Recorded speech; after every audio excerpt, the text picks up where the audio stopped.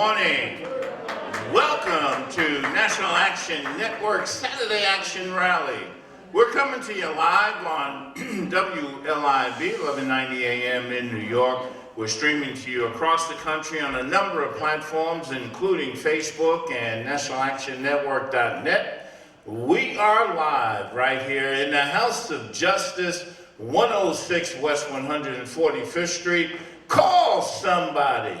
Tell them the action is on the air. The Reverend Dr. Al Sharpton is in the house and getting ready to come to you. We're so pleased that you're with us on this Saturday morning, because if it's Saturday, this is where the action is. Our president and founder is the Reverend Dr. Al Sharpton. The chairman of our board is the Reverend Dr. W. Franklin Richardson, senior pastor at Grace Baptist Church in Mount Vernon, New York. I'm attorney Michael Hardy. We'll be with you throughout the broadcast this morning. We are very pleased today to have with us for our Inspirational Word segment the Honorable Dr. Lakisha Waldron, preaching pastor of First Corinthian Baptist Church in Harlem, New York, and also the president of New York Theological Seminary. We are also Saturday, so we know that our dear sister Katrina Jefferson is going to come and ask you what's on your mind. That's right. She wants to know what's on your mind, and she'll be there to listen to what you have to say, and you should certainly be thinking about something that's on your mind to share with Katrina, because there's so much happening around the world. If you haven't had a chance to communicate with Katrina Jefferson with regard to what's on your mind, you can still do so. You can call 877-626-4651 and let her know what's on your mind, or you can email at whatsonyourmind@gmail@nationalactionnetwork.net. So that's what's on your mind at nationalactionnetwork.net. Also, brothers and sisters, you know, every Saturday, our musical director, Minister Tyrone Richardson, is in the house, and he's here and ready for you today. So you want to call somebody, you want to tell them we are still celebrating Women's History Month, and we'll have a special speaker for that. You want to tell them we're right here in the House of Justice. You want to tell them the Reverend Dr. Al Sharpton is in the house and getting ready to come to you. We also like to remind everybody that during that on Monday, March 21st, live at the House of Justice Auditorium, beginning at 6 p.m., will be the Nan Huddle. That's every Monday, and they'll be meeting this Monday, March 21st. So please spread the word and get into the action with our youngest and brightest dreamers of today and leaders of tomorrow. For more information on the Youth Huddle experience, you can call 877-626-4651 or email nanyouthhuddle@gmail.com. You also want to make sure today and tomorrow, Saturday and Sunday at 5 p.m., that you're tuning in to MSNBC's Politics Nation with Al Sharpton. That's Politics Nation with Al Sharpton, Saturday and Sunday, 5 p.m. on MSNBC. But right now, brothers and sisters, there's a lot going on, and Dr. Alvin Ponder, Vice President of the New York City chapter, is going to come and share some of that news with you. Thank you, Attorney Hardy. Good morning, brothers and sisters, listeners and viewers, and thank you for tuning in to another Saturday Action Rally with the National Action Network. Hear ye, hear ye. Register today for the National Action Network Convention. Join Reverend Al Sharpton in leading political and civil rights leaders for NAN's convention scheduled to take place April 6th through April 9th of this year at the Sheraton Times Square New York Hotel, located at 811 and 7th Avenue here in Manhattan. As the nation grapples with some of the most pressing issues of the day, plan to strategize as we gather with some of the country's most influential figures, from top government officials to faith and civil rights leaders and grassroots organizers. We will celebrate our 31st year by addressing our nation's extraordinary crisis in racial justice and connecting to meaningful forms of action. As always, we will strive to address systemic inequalities and advance political, educational, social, and economic equality for our communities. This week, Nan unveiled a list of preliminary participants for Nan's convention, the largest of its kind in the country. The convention will welcome civil rights leaders and allies from around the nation for focused conversations and efforts on voting rights and on creating a balance on police reform and public safety, among other topics. The NAN Convention will bring together again influential national leaders from civil rights movement, government, labor, religion, business, media, and the Black church and the activist community to reflect on King's legacy and the impact while celebrating today's civil rights leaders and examining the path forward. Now here's a list of some of the panelists, some of the people that are going to be there. Check this out. Former Secretary of State Hillary Clinton. Ambassador Linda Thomas Greenfield, the U.S. representative to the United Nations. I just heard her name. U.S. House Majority Whip V. James Clyburn, Democrat from my home state, South Carolina, where I was born. The Honorable Marcia Fudge, Secretary, U.S. Department of Housing and Urban Development. The Honorable Tammy Duckworth, U.S. Senate from my home state, Illinois. The Honorable Sean Maloney, U.S. House of Representatives, New York District 18. The Honorable Modera Jones, U.S. House of Representatives, New York District 17. Civil rights attorney, Ben Crump. The families of George Floyd, Ahmaud Arbery, Eric Garner, and others. More panelists will be added. Just go to the website. The convention is free and it's open to the public, but you must register. Go to, and you do this today, www.nationalactionnetwork.net. That's too much. Just go ahead and Google National Action Network, and I want you to register today. Thank you, all of you who have joined in and tuned in, also via live stream at www.nationalactionnetwork.net, and also live at Facebook at National Action Network. If this is your first time joining us, and or if you're not a member of NAN, we welcome you to NAN and invite you to join us and get to the action today. For more information and to join, you may visit again www.nationalactionnetwork.net, or you may call 877-626-4651. Again, that's 877-626-4651. Or text the word NAN to 59769. Welcome. All right, thank you, Dr. Ponder. But again, it's Saturday. Our dear sister Katrina Jefferson, the coordinator here at the House of Justice, is in the house, and she wants to know what's on your mind. Good morning, Katrina. Good morning, Attorney Hardy, and good morning to each and every one of you who are here live here at the House of Justice. To those that are watching by way of live streaming on our Facebook page or on our website, and to those that are listening by way of WLIB 1190 AM, welcome to another weekend's conversation of What's on Your Mind, where you, the people, you, the community, have the opportunity to interact with the National Action Network 24 hours a day by emailing us at whatsonyourmind@nationalactionnetwork.net. Again, that email address is whatsonyourmind@nationalactionnetwork.net, or you may call us at 877-626-4651. Good morning. Give us your name, let us know where you're from, and share with us what's on your mind. Peace for Ukraine. My name is Juan Armando, and I belong to Church of God Ministry of Jesus Christ International. What is on my mind and heart is that we cannot continue defending the sin of homosexuality, since man is supposed to separate himself from sin and everything that is immoral.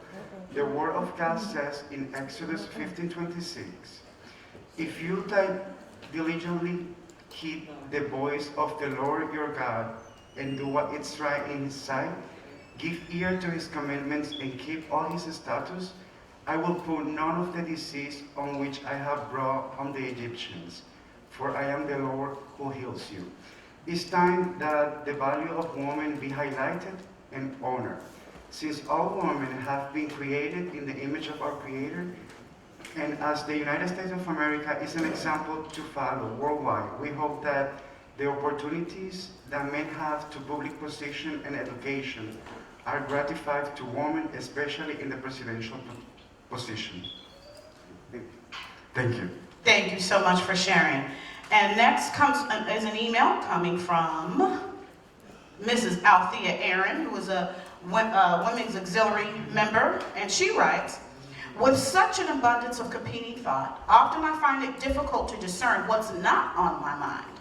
I say that the bittersweet of this era compels me to look at our world in peril, with its wars and rumors of war. The hostile, despicable war against Ukraine, in particular, the war crime being waged against civilians by the president of Russia, has ushered in violent brutality.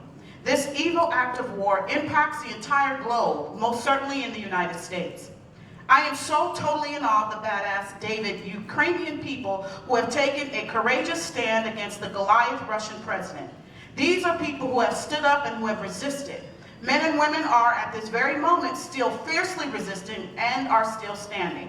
I can't help but ask, will we be as courageous in defending our right to vote, our freedoms, and our democracy? Yeah. The seeming unending polarization of righteous indignation in a culture of book-burning, history-erasing white supremacy, juxtaposed to our joy in honoring the legacies of Martin and Malcolm and the late, great, the Honorable John Lewis, causes me pause, to say the very least.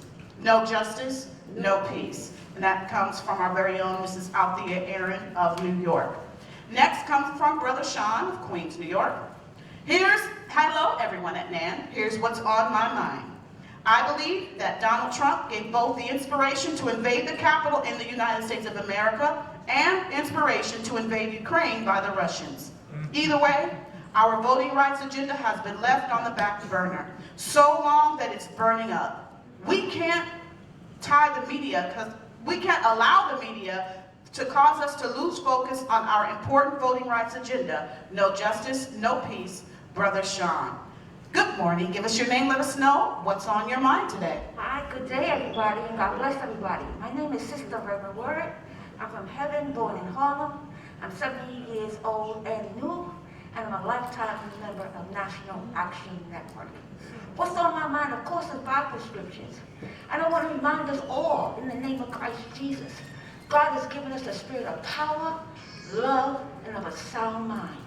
And we can make a choice, good choices every day, including participating in the National Action Network Convention. God bless you. A good day.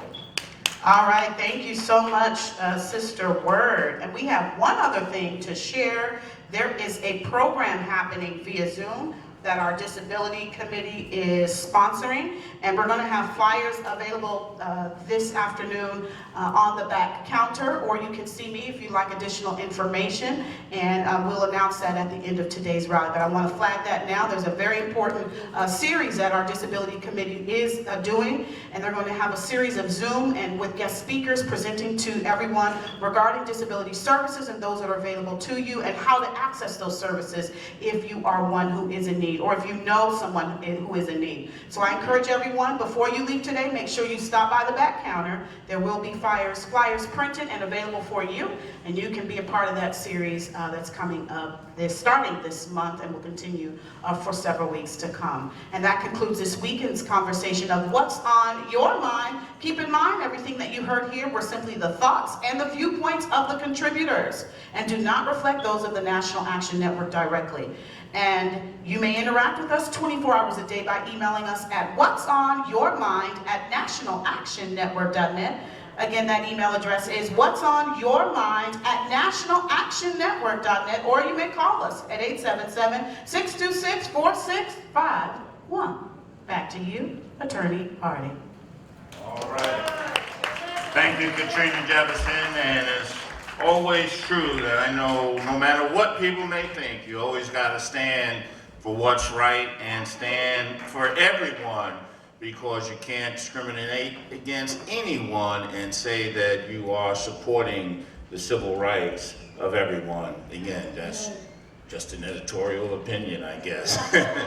Anyway, right now, brothers and sisters, it is Women's History Month. These things are causing destruction in our body. Let us pay attention. Let us start doing a little better. Let's start eating properly. Let's start eating vegetables. Let's start eating food. Let's start doing better with our lives and the way we're eating. The American Heart Association recommends us to do a DASH diet. Dietary approach to stop hypertension. Let's do it. We can do it. Change your behavior. Change the way you're looking at stuff. Change the way you eat. Stop going to McDonald's. Stop going to Kentucky Fried Chicken. Start eating salad. Start eating food. Start eating vegetables. You will be better. You will live longer and a healthier life. Bless you and thank you. Let's do it together, and it can be done.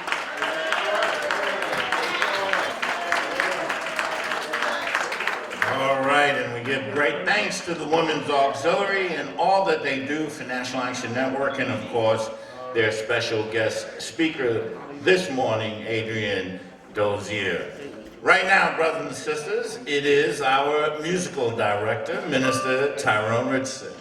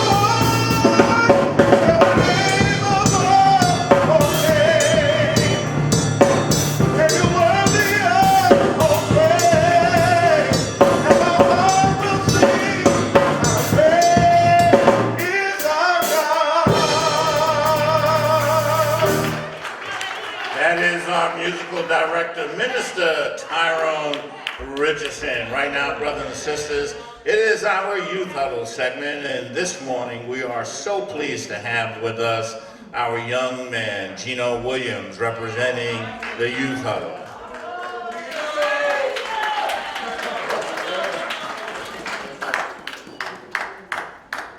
Good morning, everyone. Good morning. So, my name is Gino Costello Myers, and I'm with the youth huddle and Nan. So today I'll be reading the huddle segment. Happy Women's Her Story Month. Huddle has been celebrating Women's Her Story Month all month, but we all at NAN celebrate the specific achievements women have made over the course of history each and every day. Like the contributions of the late great Fanna Lou Hamer, who we discussed this past Monday at Huddle for our Black Woman History Fact. We continue on the spirit of Fanna Lou Hamer. We see her spirit in today's woman leading the fight like Hazel Dukes. Happy birthday to the living legend. Going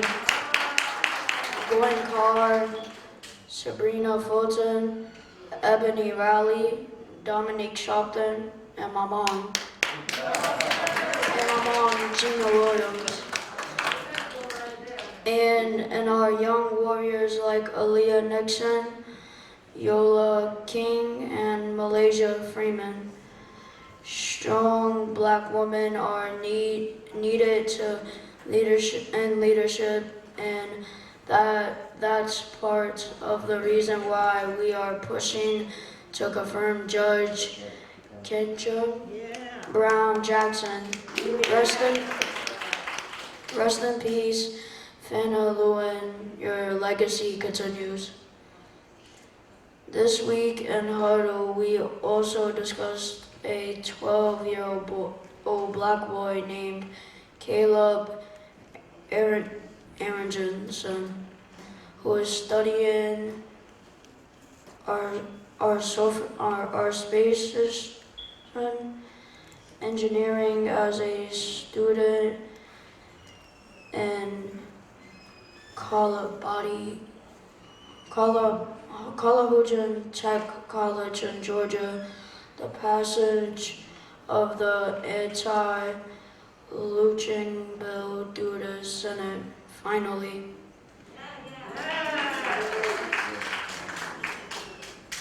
The call for federal charges in 2020 killing of Breonna Taylor.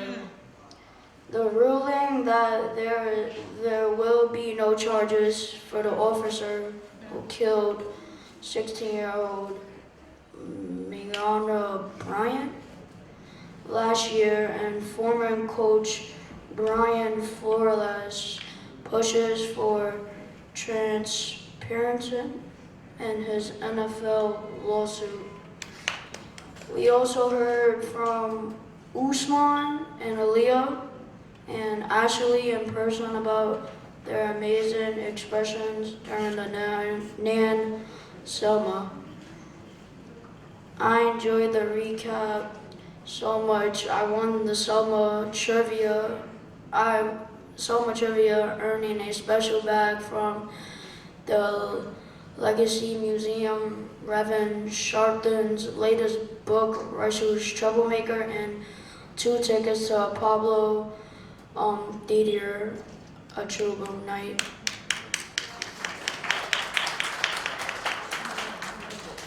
And I'm committed to doing my part to make sure our voting rights are protected and that our voting power is ununionized. And we are back in person and excited about it. Join us 4/6 through 4/9 by registering today at nationalactionnetwork.net. The full schedule will be up on the site soon, but Youth and College Day is April 9th. and we encourage you all to bring your children out, to bring the young people out, people in your lives out to join us. And I have 2 announcements. So, one is Patrice, give it up for Patrice Hurry for the Harlem Community United and Beyond CB Community Board 10 Public Safety Subcommittee. It was on Wednesday, March 16th, 2022 at 7:30 p.m. And it's a summer youth applications are open. Between the program provides young youth between the ages of 14 and 24, and the applications may be submitted online by April 22nd.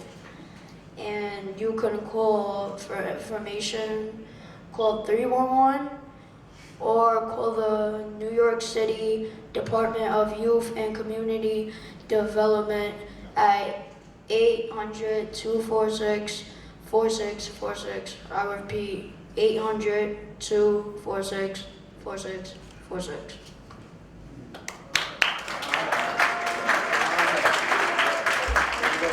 All right, Gino Williams, part of our Youth Huddle experience here at National Action Network. Once again, brothers and sisters, our musical director, Minister Tyrone Richardson. I just wanna praise you forever and ever and ever for all you've done for me. Blessings and glory and honor, they all belong to you. Thank you, Jesus, for blessing me. Oh, just wanna praise you forever and ever and ever for all you've done for me. Blessings and glory and honor, they all belong to you. Thank you, Jesus, for blessing me. Oh, I just wanna praise you forever and ever and ever for all you've done for me. Blessings and glory and honor, they all belong to you. Thank you, Jesus, for blessing me. Oh, I just wanna praise you forever and ever and ever for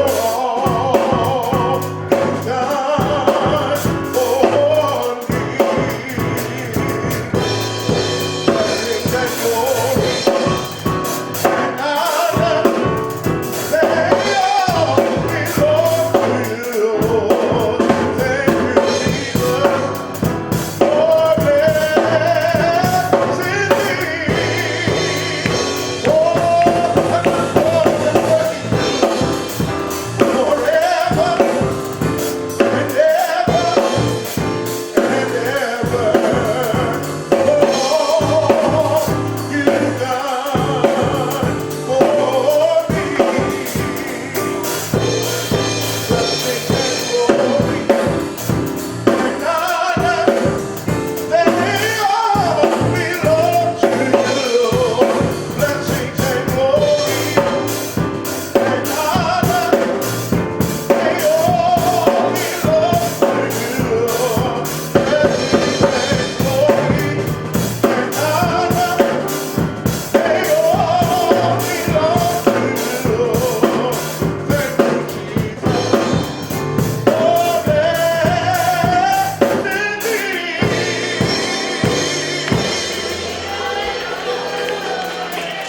That is our musical director, Minister Tyrone Richardson, accompanied by Chris Garland.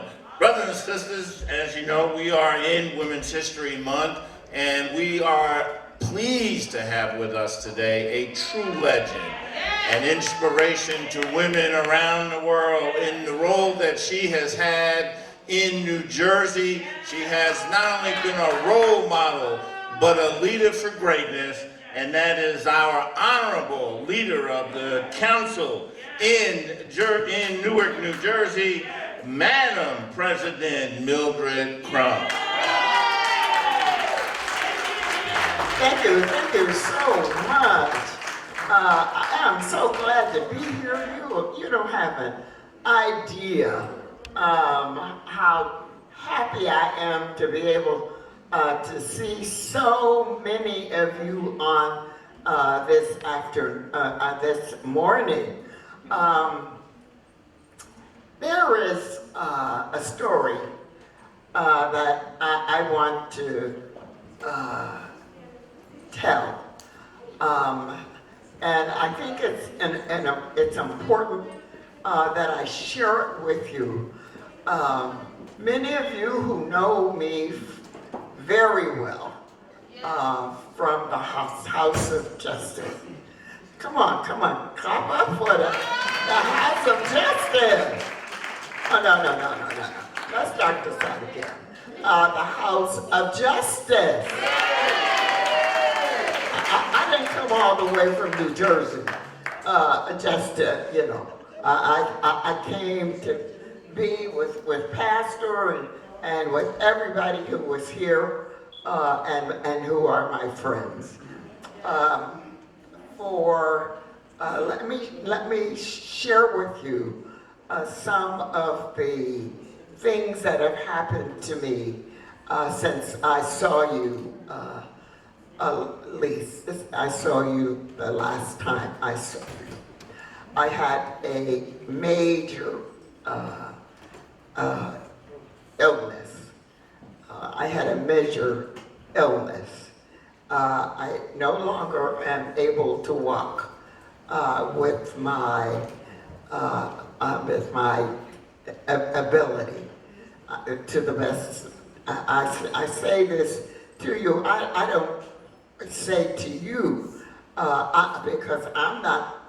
God has given me, even though I don't have the 2 legs that I had, that He has used me and still given me my ability to speak for you.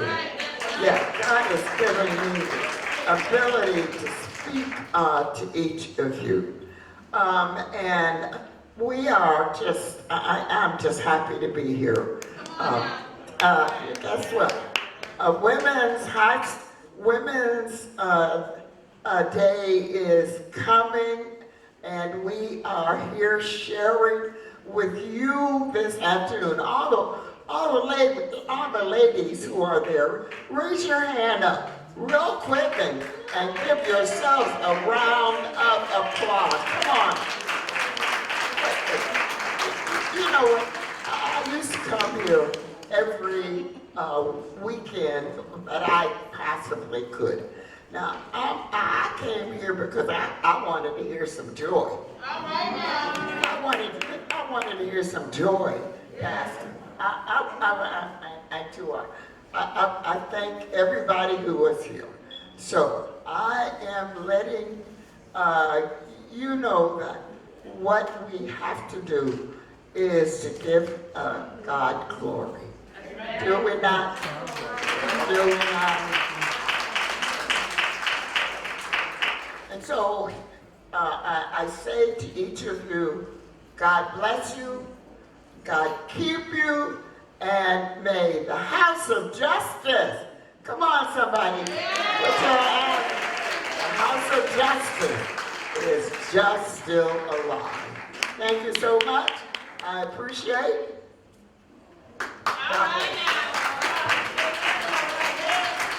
All right, the Honorable Mildred Crump, thank you so much. Right now, brothers and sisters, we are pleased today and honored to have with us for our inspirational word segment, Dr. Lakisha Waldron. She's the preaching pastor at 1 Corinthian Baptist Church in the great village of Harlem, and also the president of New York Theological Seminary. Let's give her a National Action Network House of Justice welcome.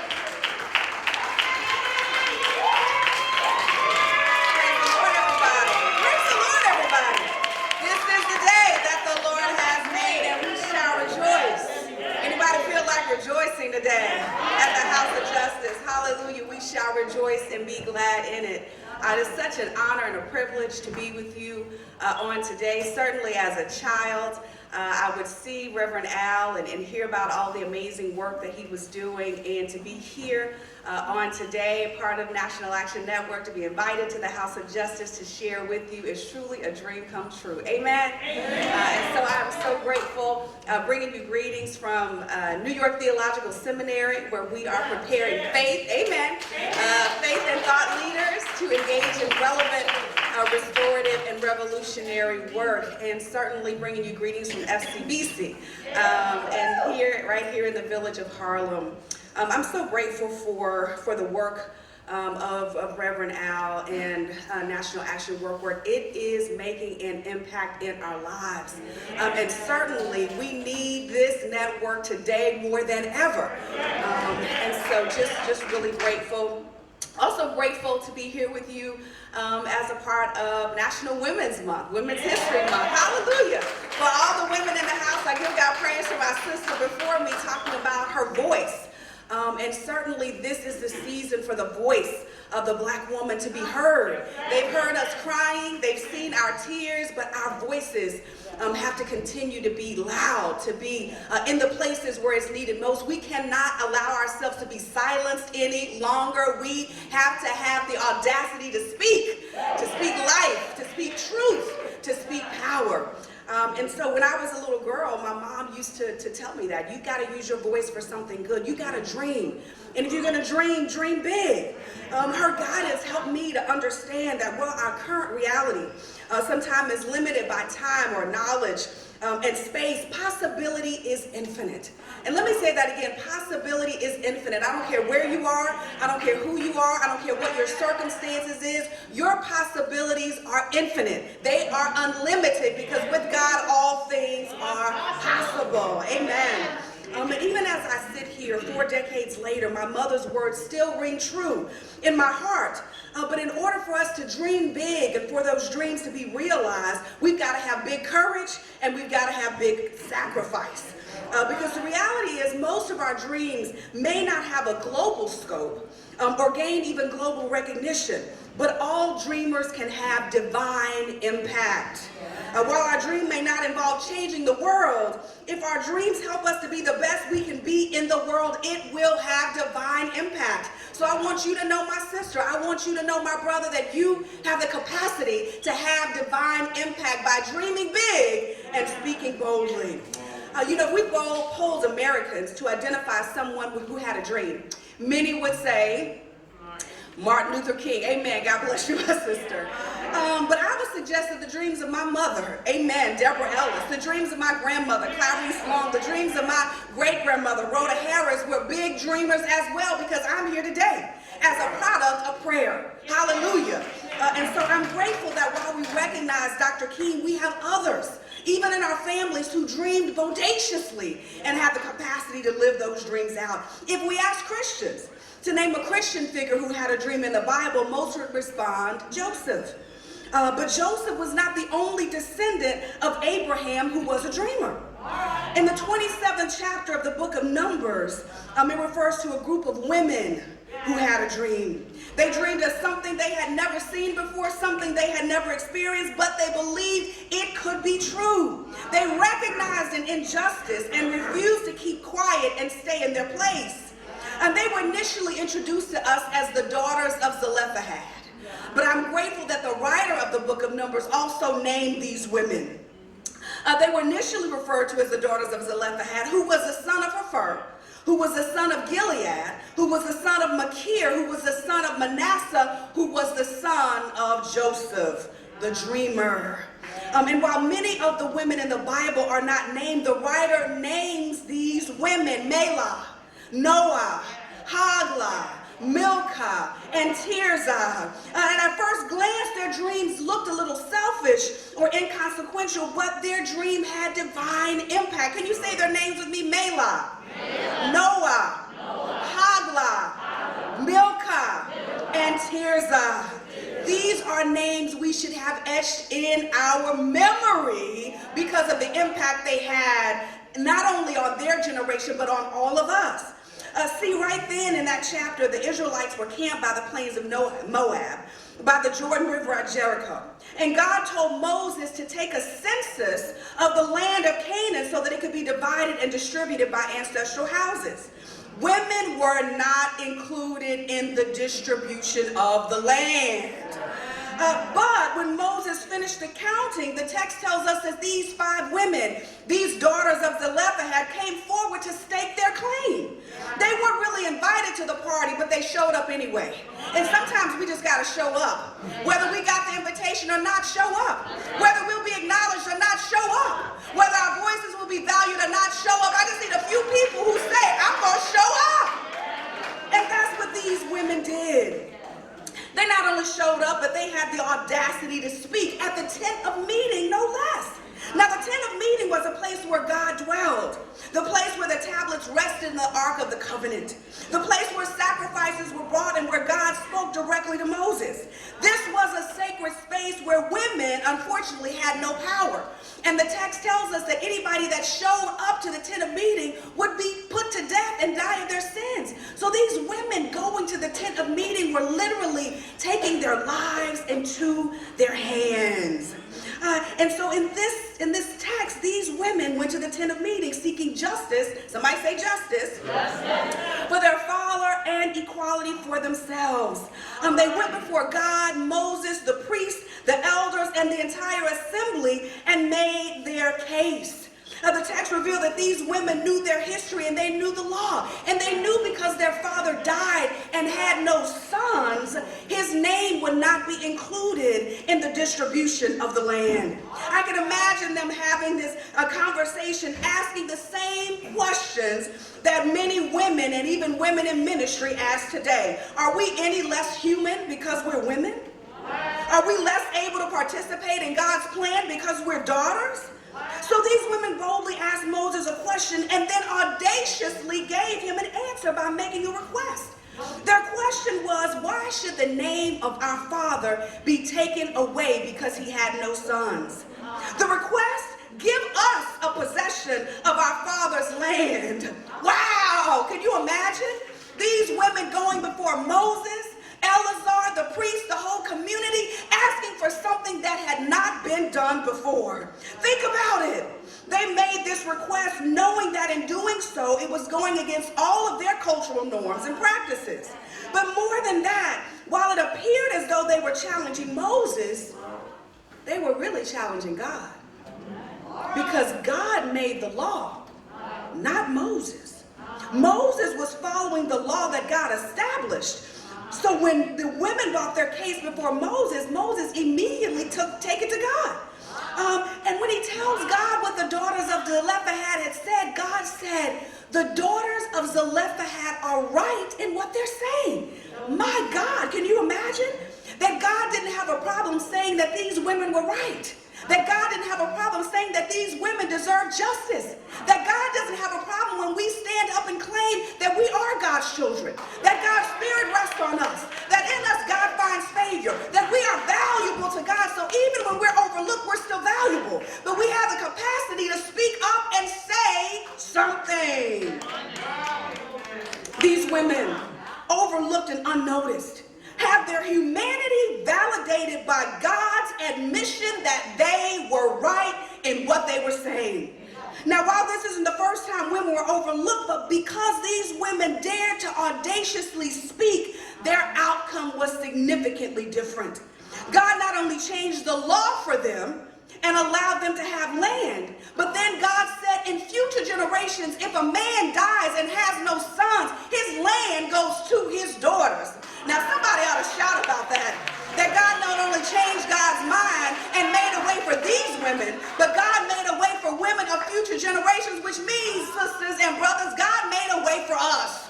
because these women had the courage to speak. Imagine if we began using our voices and speaking up when we felt like we ought to be silent. Imagine if we showed up and bodaciously claimed that I am here, I am valuable, and I deserve what God has for me. If we showed up and spoke truth, if we showed up and spoke peace, my sisters, my brothers, we got to keep dreaming. We got to keep living. We got to keep loving. We got to keep stirring. We got to keep believing that we deserve the very best that God has to offer. You know, I was so glad a few weeks ago when our President Joe Biden nominated a sister, Ketanji Brown Jackson, to the highest court of our land. I'm so grateful that because our grandmothers, our great-grandmothers, our grandfathers, and our great-grandfathers kept on showing up, that now we are looking forward to having a black woman's voice on the highest court in our land. My sisters and my brothers, keep showing up. Now I remember as a child listening to my grandmother pray. She would often be on her knees in her bedroom, and I'd walk by there. I knew when she was praying, I ain't asked for nothing, because if I did, the answer was going to be no, because she's praying. But I remember sometimes she would pray out loud, and I would hear her saying, God, bless my children, and my children's children, and my children's children's children. And because of those prayers, I am here today. And I just wanted to share that because the text in this pericope opens up by saying that these women had a great grandfather named Joseph, who was a dreamer. And while his dream led him into a pit and then to prison, it ultimately led him to the palace. Because Joseph didn't give up in the pit or prison, he eventually ended up saving his family from starvation. So while Joseph was not able to see the accomplishments of his great-granddaughters, I believe it was the story of Joseph that might have been shared over 4 generations that gave them the courage to speak up, to speak out, and to speak truth. So our dreams can come to fruition through majestic merger of words and actions. That's why this is the National Action Network, not the National Thought Network. We think and then we manifest our thoughts into actions. But our dreams have the capacity to change our nation and our world. Sound bites and empty rhetoric are not enough. Words and deeds must be aligned. And so perhaps as we're coming out of this global pandemic, and perhaps as we're continuing to watch the sons and daughters of our brothers and sisters needlessly killed, we can continue to dream and work for a world where justice can be realized. That's what the world needs, more dreamers. Don't settle for what you're given. Don't settle for the status quo. Keep on dreaming and allow those dreams to be made manifest, just like these daughters of Zelophehad, Melah, Noah, Haglah, Milcah, and Tirzah. Let their work inspire us to continue to live big and to dream bold. Amen? Amen? Amen. God bless you, my brothers and sisters. Keep on dreaming and keep on having the audacity to speak those things that are not as though they were. Amen. All right, we want to thank Dr. Lakisha Waldron, First Corinthian Baptist Church right here in the Village of Harlem, and president of New York Theological Seminary. Once again, brothers and sisters, our musical director, Minister Tyrone Richardson. God is able to do just what he said he would do. He's going to fulfill every promise to you. Don't give up on God, 'cause he won't give up on you. He's able, yes he is. Oh, he's able.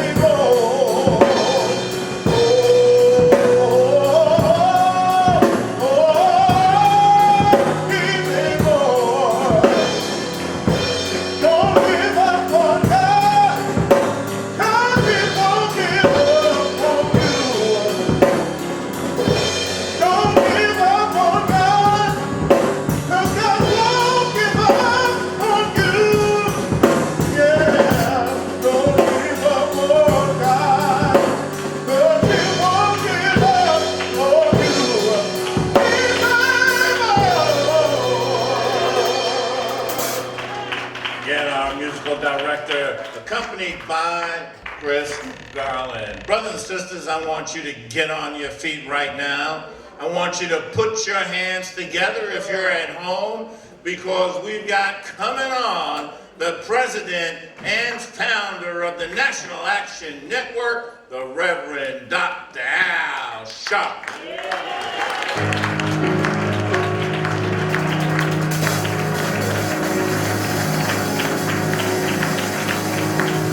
No justice, no peace.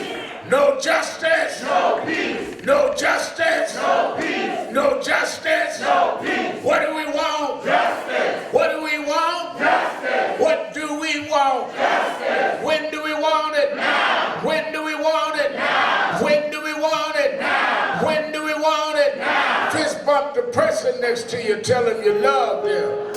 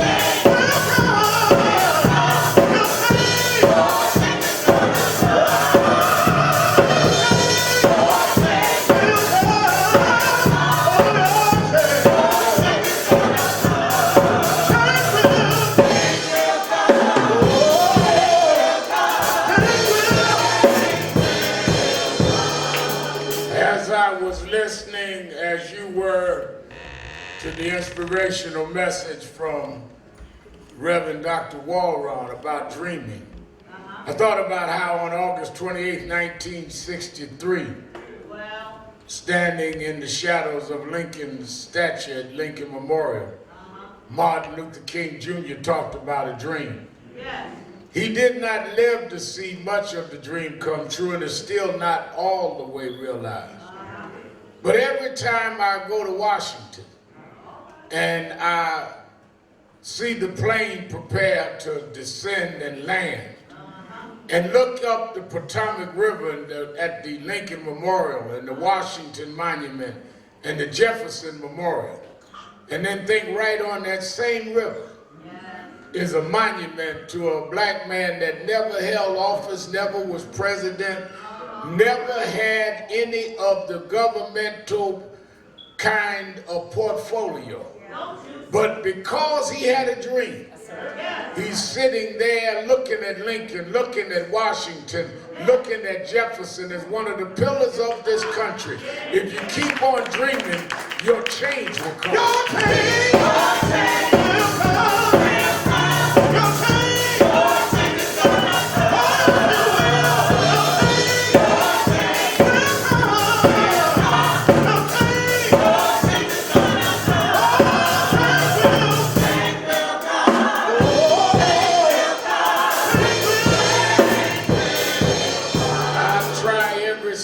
morning to encourage you that are here and you that are listening at home on radio or watching on our media platforms, that you are going through something in life, because all of us are.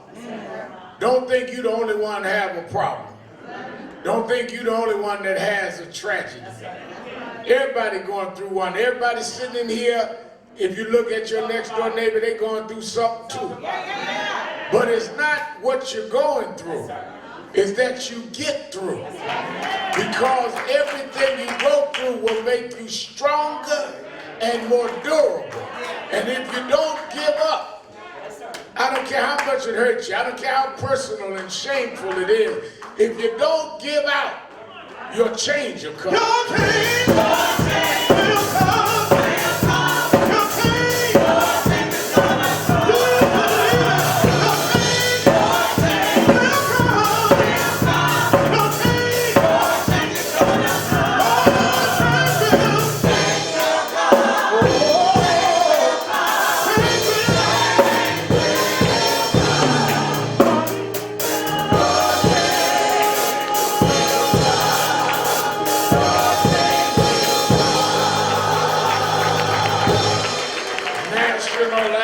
Network Change Ensemble. Give them a big hand. Give them a big hand.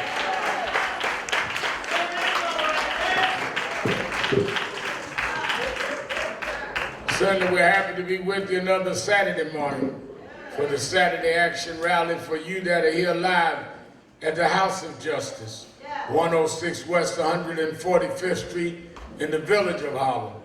And you that are listening live on 1190 WLIB AM in New York, and for you that are watching us on various media platforms, we're happy to be with you another Saturday morning to give our report on where the action is.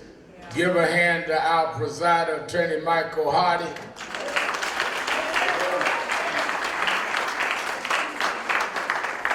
And of course, give a hand to our inspirational speaker this morning. Didn't she speak? Reverend Sister Waldron, President Waldron. And certainly we're very happy to have had her with us today.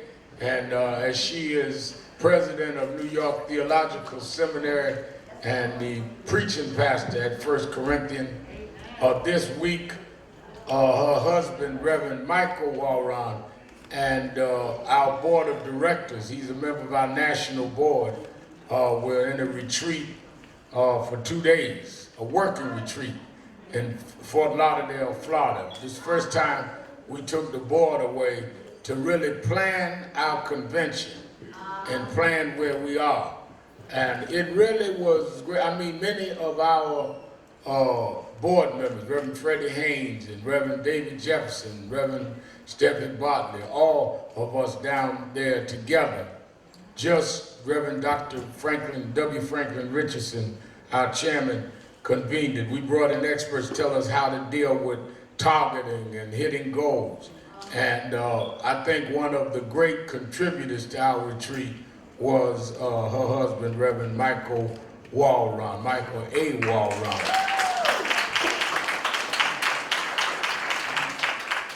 And we are indebted to him. We are preparing for our national convention, and that was what the retreat focused on somewhat, but we're preparing for the whole next year.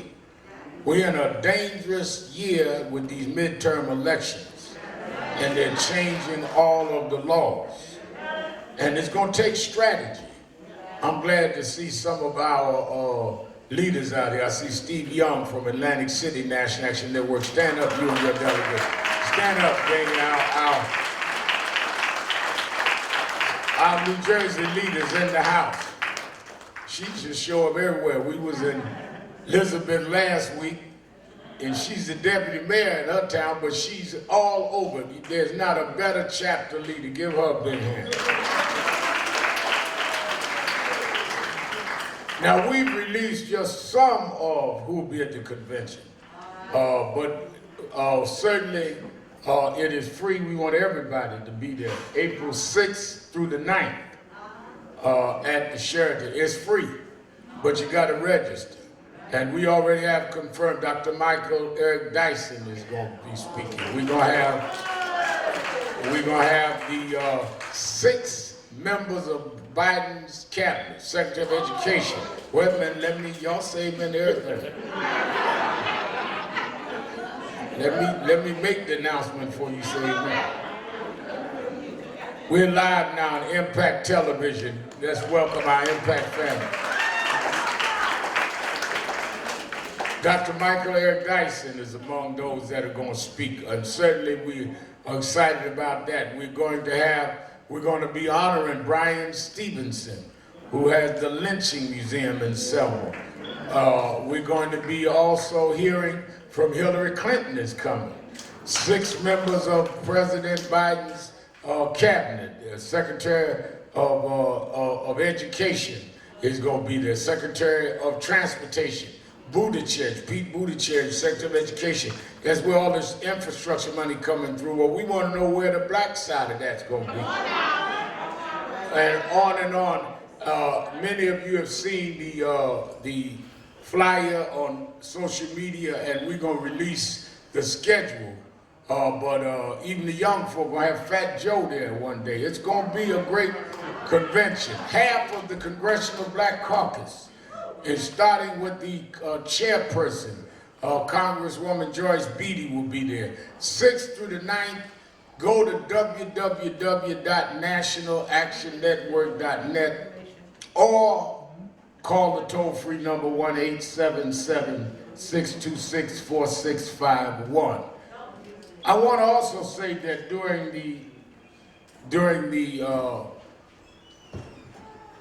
during our retreat, we dealt with this issue of the NFL and the NBA. And one of the things that I think is important is that we keep people's feet to the fire. Brian, the coach that they fired and sued, he sued them. He will be at the convention. But I also want to deal with the NBA. The owner of the Suns was revealed in the ESPN story last November. How Saber, the principal owner of the Phoenix Suns, made all these racist and misogynist statements. And they said they were going to investigate it. Well, how long does it take for an investigation when you have videos and people that come forward? So we decided in the retreat, and I put the call in yesterday to NBA, that we want them to close the investigation and remove him or tell us the timetable by the convention. Otherwise, I have a song I play every once in a while from Isaac Hayes called By the Time I Get to Phoenix.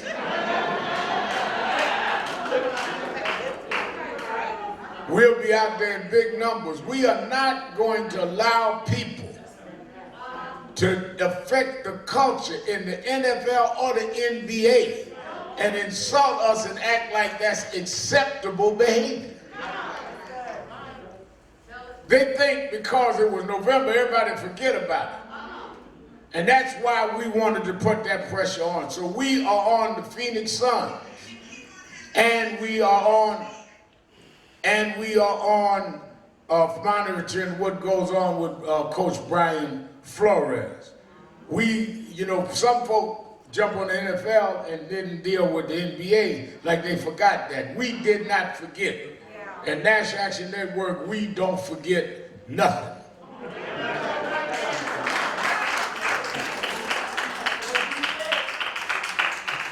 On Monday starts the confirmation hearing. First of all, let me say I'm going to deal with this a lot tonight on Politics Nation. Make sure you watch it on MSNBC Live at 5 o'clock.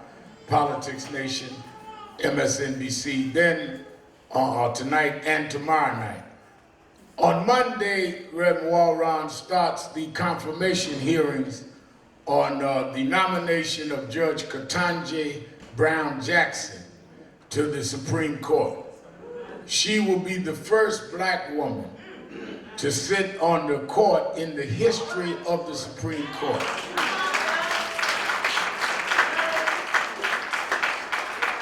I thought it was providential that in Women's History Month, we may see a black woman confirmed in the Supreme Court.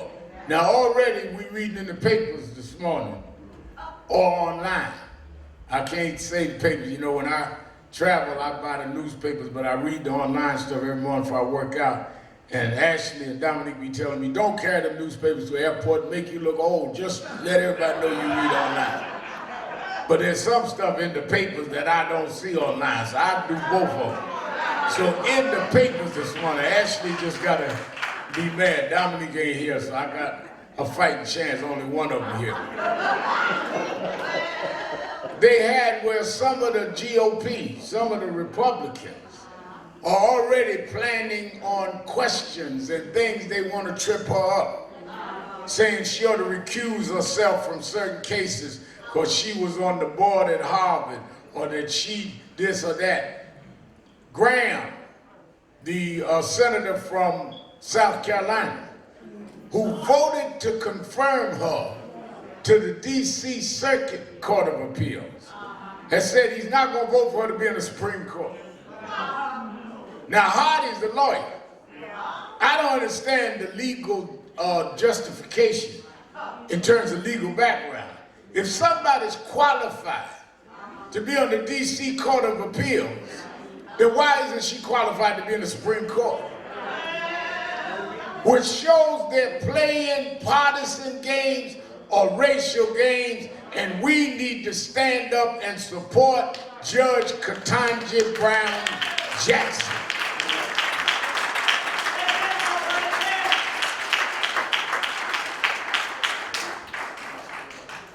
We cannot be silent at this time because you've got various cases that are extremely important and significant to us going up before the Supreme Court.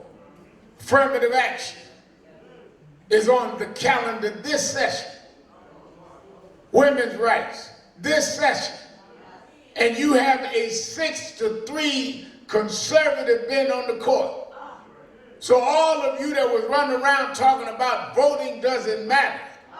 It matters because Trump put 3 people on the Supreme Court. While y'all were talking about he's a clown, they knew he was a clown, but they knew he would stack the court. And we've got to turn that around because we are going to live under the laws that they put.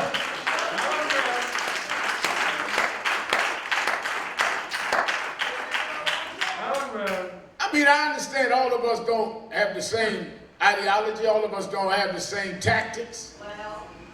But it is ridiculous to do things that are going to be detrimental to the community and act like we're not going to say it's detrimental. I don't believe in voting. You believe in eating? And everything you eat is FDA approved. I heard the woman's auxiliary speaker today talking about how we eat bad food, and we do. Y'all know I'm a vegetarian. I don't eat that stuff no more. But whether you eat collard greens or whether you eat kale salad like me, the FDA approves everything they sell. The FDA is approved by elected officials and appointed by them in Washington. So whether you vote or not, they are going to tell you what you can buy and eat. The clothes you got on is approved by those that rule on what is proper apparel and healthy. So we run around talking about you don't vote when you standing up with clothes on getting ready to go eat does not show you militant. It shows you are unaware of your own circumstance. I'm not going to let folk make decisions for me if I cannot decide who's going to make those decisions. Is that not right? I told y'all Hillary Clinton going to be at our convention. I don't agree with the Clintons on everything, but I thought Hillary Clinton was better for us than Trump.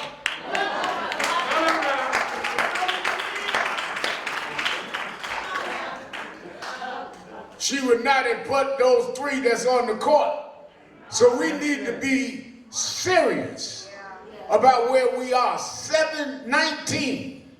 19 states changed their voting laws since the 2020 election. I want y'all to get this now. 19 states since the election. Why? 2020 election was the largest turnout of voters in the history of this country. Joe Biden got more votes than any president in the history of the country. But the second person to get a record vote was Donald Trump. That's it. Tell him, Rev. Donald Trump got more votes than Barack Obama, got more votes than Bill Clinton, got more votes than John F. Kennedy. When they saw that people would stand in line in Georgia, Texas, 7, 8, 9 hours, they changed the law. Don't forget, in Georgia, they had record numbers of votes. They voted, then they had to have a special election for the Senate a month later, and they came out with bigger numbers the second time. That's when they say the only way we gonna win this is we gotta change the law so the people can't easily vote. That's what you're dealing with. That's it. Tell him, Rev. We must have the counter strategy today. And we must be active. If they get the cases that they're trying to run up the court now, they will return all voting rights to the states. That's it. And you will be back in a states' rights situation. This is real serious where we are. Let me tell you something. There was not a strong federal government until the Civil War. That's it. Tell him, Rev. There was not even federal currency until the Civil War. They want to go back to states' rights. Because if they get states' rights, they will chip down everything that we've gained. That's it. And you sitting around here playing militant rather than doing the militant action. God stopped me at the airport the other day, Rev Al, I like a lot of what you do, I'm a progressive. What does that mean? I'm woke. What does that mean? We get in these slogans and nobody defines what that means. Progressive for who? Woke about what? I'm against the old God, all right. And then what are you for? Well, I'm just against the old God. Well, I'm gonna hold on to the old God until I understand what you for. You cannot build and sustain a community just being against stuff. Somebody got to build stuff and make stuff happen. I remember I met in 2000, Rev Waldron, year 2000, Carib News used to have these, they would go to the Caribbean and have these sessions every year. And this particular year, they said we're going to Montego Bay, and because we had several members of Congress, we're going to be able to go from Montego Bay to Cuba. And I always wanted to go to Cuba, but you couldn't at that time travel into Cuba. But because we had Congress people with us, we could go to Cuba. So I went, got to Montego Bay, and the Speaker of the House called the Congress people back, and they said, Congress people going back, we can't go to Cuba. So I got all excited, I got angry, we ain't going to Cuba. I found out, I said, let me tell one of the guys traveling with me, can you figure out how we can get to Cuba anyway? And he called and made arrangements, and finally the Religious Affairs in Cuba invited me to come. Then I met with the president of Jamaica, and I asked him, could he put a word in for me So when we landed, the government of Cuba was there at the airport and brought me, put me in a nice hotel suite, the Hotel Presidente. And I kept saying I'd like to meet Castro. They said, well, Reverend, we can't promise that. And we went to a conference and we went to this and I'm touring Havana. And the morning I'm getting ready to go, they told me to pack our bags. We packed our bags, put us in a car and drove me to Fidel Castro. And I sat and had lunch with him for 3 hours, and we argued about communism, and we argued about things I agreed, things I disagreed, back and forth. But the one thing that I remember, I said to him, I said, let me ask you something. When we talking to an interpreter, I said, I saw murals all over Havana of Che Guevara, and I thought y'all fell out. He was revolutionary, and you didn't go around with him to Argentina and other places. He said, Che and I had an understanding. He said, I told him that you can go on and do the revolutions where you want, and I'll help finance you. But somebody's got to stay here and govern. All right. Same thing I was in the room when Nelson Mandela said, after they won the election in '94 in South Africa. He said, with all of the celebration and all of the ruling that we now have in our hands, now we've got to work. Part of it was to win an election. Now we've got to govern. Now these are two different heads of state, one a dictator, one from a democratic process. What I'm telling you, where am I going with this, is we are here in New York, Reverend Sister President Waldron. We have a black mayor, a black woman speaker of the city council, a black speaker of the New York State Assembly, a black woman majority leader of the New York State Senate. We have a black district attorney in Manhattan, a black district attorney in the Bronx, a black U.S. attorney in Eastern District, a black U.S. attorney in the Southern District, a black state attorney general. We got more blacks in office than we ever had in New York. Now can we govern and make it work for black people?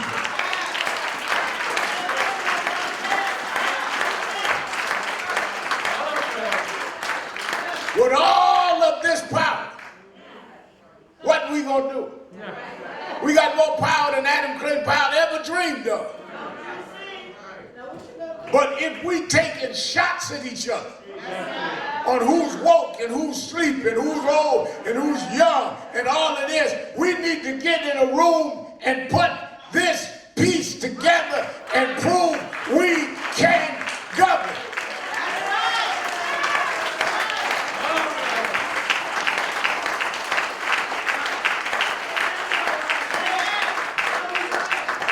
Brothers and sisters, I'm joined by my mentor, the Reverend Jesse Lewis Jackson.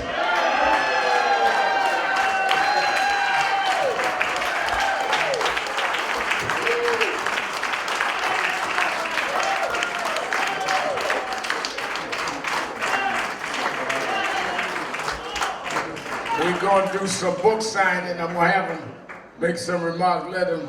He said, come on, y'all can do better than that.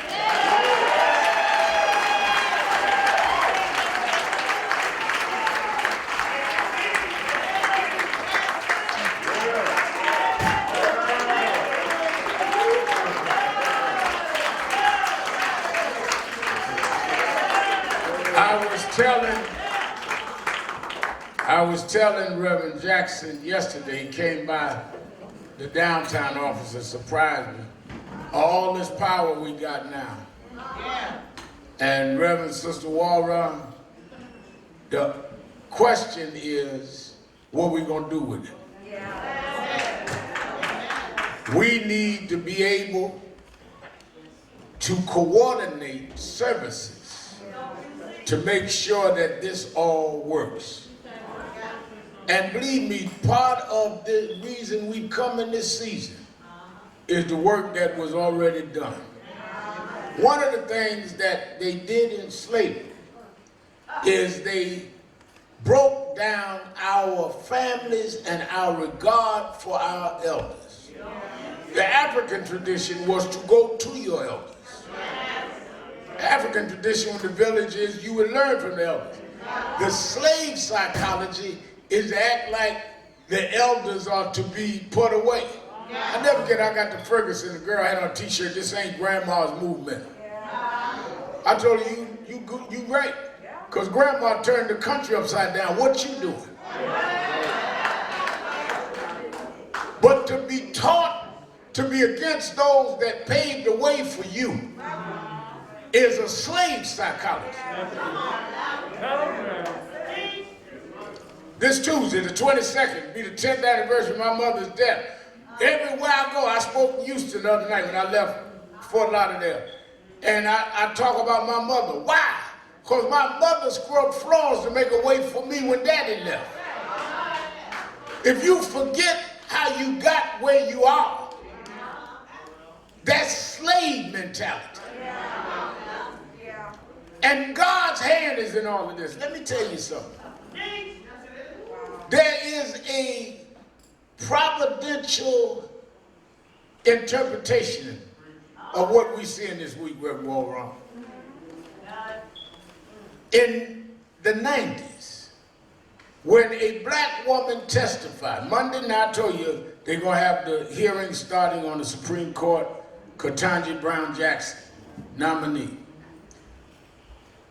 When they were having the hearings by a nominee that was nominated by George Bush Sr., named Clarence Thomas, a black woman testified against him, named Anita Hill. She was beaten down in the Q&A, led by the Judiciary Committee, and one of the ones that did an abrasive interrogation of her was Senator Joe Biden, who was the head of the Judiciary Committee. He has since apologized, and she endorsed him and voted for him for president. But he was abrasive then. I remember we was all protesting. As God would have it, the man that was abrasive to a black woman at a Supreme Court hearing is the president to nominate the first black woman on the Supreme Court. If you live long enough, God will take your enemies and make them your footstool.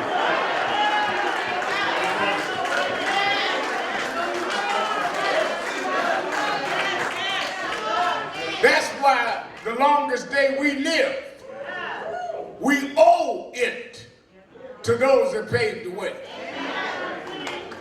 I don't care who you are, whether you woke, sleep, militant, moderate, Uncle Tom, Uncle Remus, or Cousin Jack.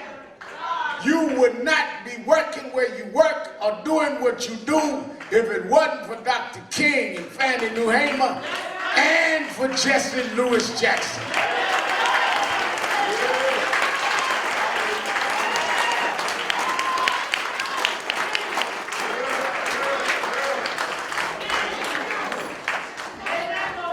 I said that I'm facing my mother's anniversary Tuesday. And I thought about when Reverend Jackson left yesterday.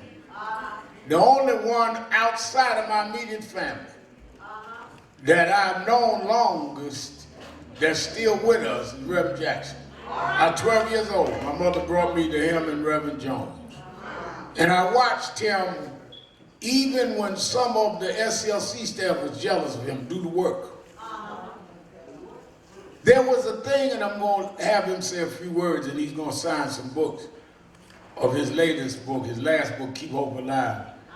But one of the many things he did, we're getting ready to deal with the Wall Street project, starts tomorrow at the Sheridan, and he has a thing where we're going into another era of holding these, we dealing with the NFL and dealing with the NBA, where he's got, well, we got to deal with new markets. And he started this whole economic, you see that in as sexy as running around getting in the newspaper because you know, said something provocative. It's understanding economics, and this is what the country's built on. Slavery was at the beginning an economic proposition. They justified it with racism.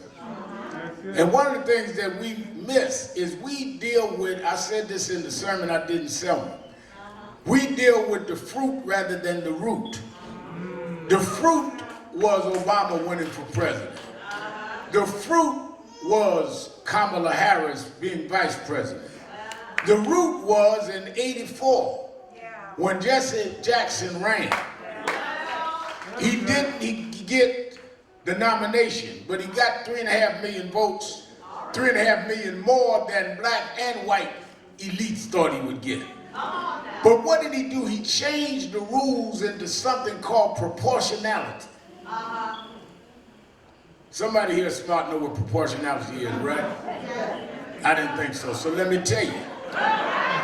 What that meant was, in the primaries, y'all need to get this, the youth huddle, Mr. Crump, they need to understand this. In the primaries pre-88, if you ran and Joe got 50% of the vote, and Jack got 49% of the vote, Joe won all the delegates for the state, even though he was only 1% behind. Jesse Jackson changed the rules in '88 where he got the 7.5 million vote to where Joe get 50%, Jack get 49%. Jack would get 49% of the delegates even though he didn't win. Now that was some inside baseball, I thought. Everybody talking about, wow, that's a big win and all that. You know, Don Brazil, all them inside. I didn't know nothing about all that, Mr. Crump. My thing was, where was we going to have somebody talk about the black agenda? And they would tell me that is the black agenda. And I was like, it didn't say black to me. You know, some of y'all don't think it's a black agenda, but don't say black. Just like I had a friend of mine in school that said he only eats kosher food. And we went to the restaurant and he ordered a ham and cheese sandwich. Because it didn't say pork, so he didn't know ham was pork. You know, there's pork in things other than pork chops. There's a black agenda and stuff other than named black. Proportionality was the strongest move to empower blacks that we had until that time. Well, how you mean that, Rep? Well, okay, let's go to 2008. When Barack Obama was running against Hillary Clinton, Hillary won California by a small margin, won New York by a small margin. If it wasn't for the Jesse Jackson proportionality, she'd have took all the delegates and Obama would have never been the nominee.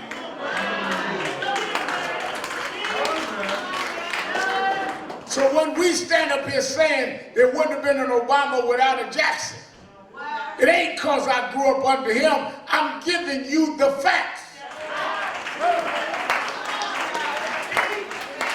So next time somebody say to you that's hyperbole, break it down to them.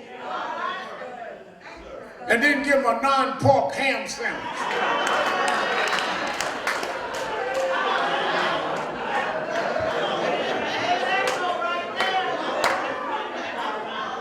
One of the reasons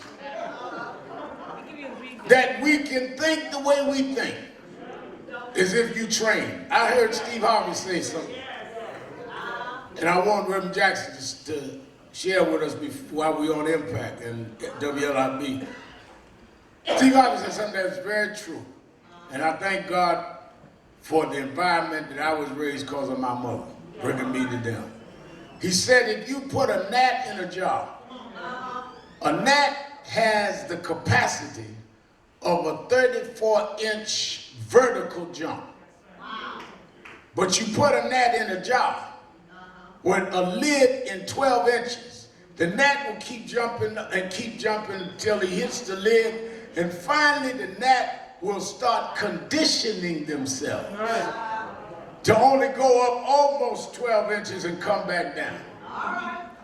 They put other gnats in there, they learn the same thing. Then the gnats have baby gnats. And the baby gnats are trained and raised by their parents to only go up 11 inches and come back. not because they couldn't go 34 inches, but they were trained by people who taught them to adjust to the lid.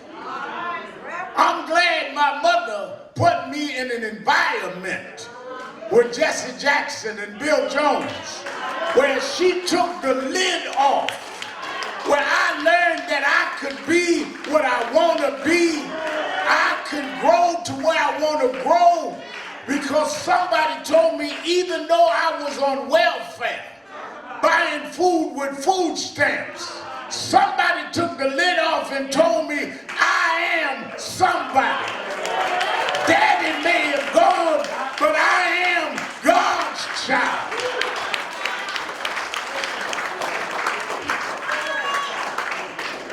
You've been conditioned to think you less than what you are. But he taught me less than your best is a sin. I bring you our leader, our mentor, our teacher, the president and founder of the Rainbow Push Coalition, Reverend Jesse Lewis Jackson.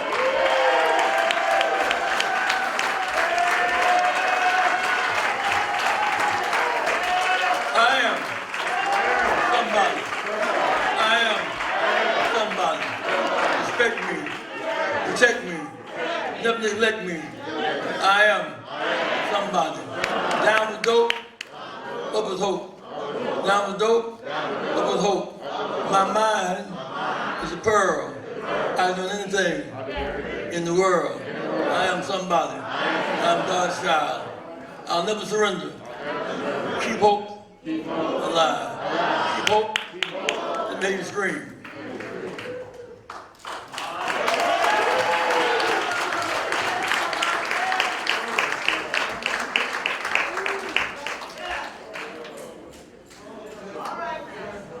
Thank you very much.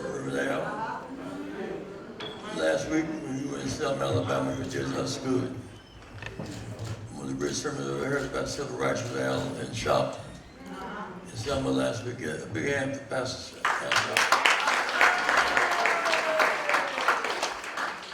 Al. Been doing a little struggling because I got my shots. I got the COVID. I inherited congenital deformity from my father, Parkinson's. So COVID-19 didn't bother me at all because I had the shots. When I was under Parkinson's, I could not walk except for 5 weeks. Could not talk at all for 6 weeks. We're not walking and talking. Tell me what I am. God bless you. All right. Several things of action we must do this week. One, Reverend Wall Street project is tomorrow. Monday, the church was there. We must have markets for our business you need. Money, markets, talent, equal growth. Now, fourth thing, Brittany Griner, the basketball players they use in Russia as a kind of shield. So they're sending a petition to the Russian embassy. Yeah. Today, Reverend Bush and the National Navy today, asking them to release her.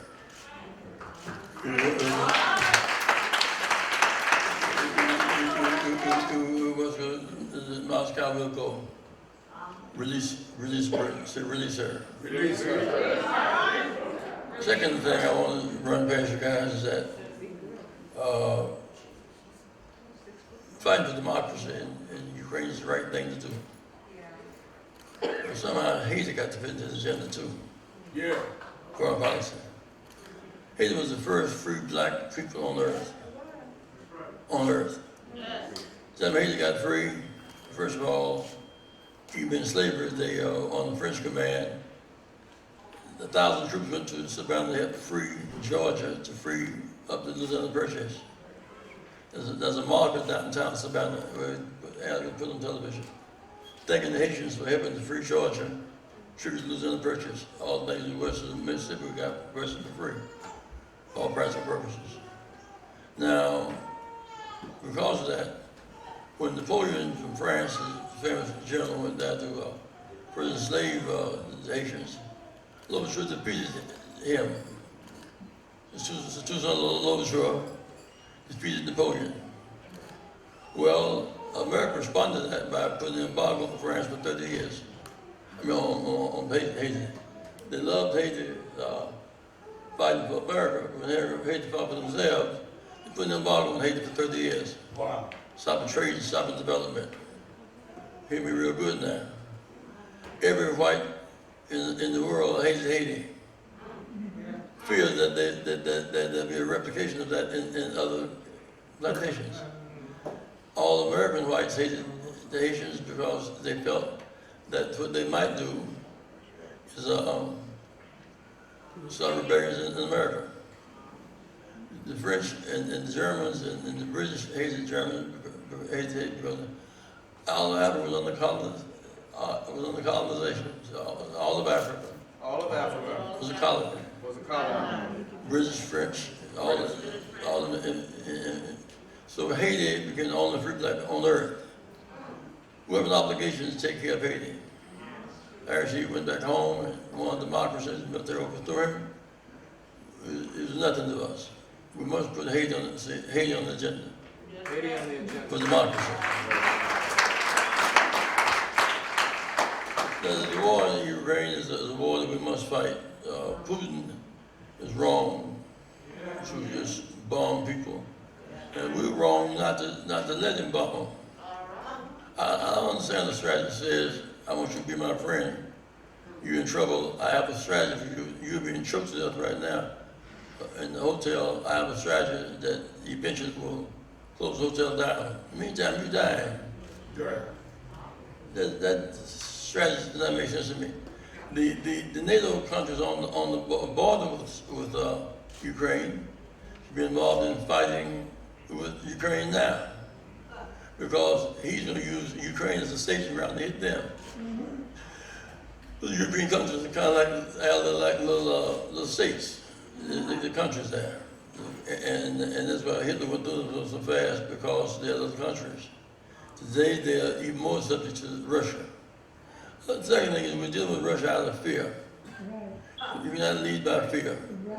Lead by hope. We will not fight Russia. We fear they'll do something to us. So we're trying to run a war with shirt and tie and clean hands. Third World War has already begun. That's it. And it might begin. It's begun already. They come across that line, bombing Ukraine, city by city by city, burning up people, burning up buildings, burning up property, destroying churches, synagogues. They've been broken covenant. So Ukraine has the right to be sovereign, and we have a right to accept them in NATO on that, but defend them now. You can't just give them some rifles and some guns on the ground. You can hit from the air.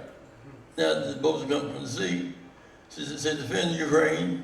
By air, sea, and ground. Air, sea, and ground. Now, if we do that, we will win that war, but we'll just fight the war.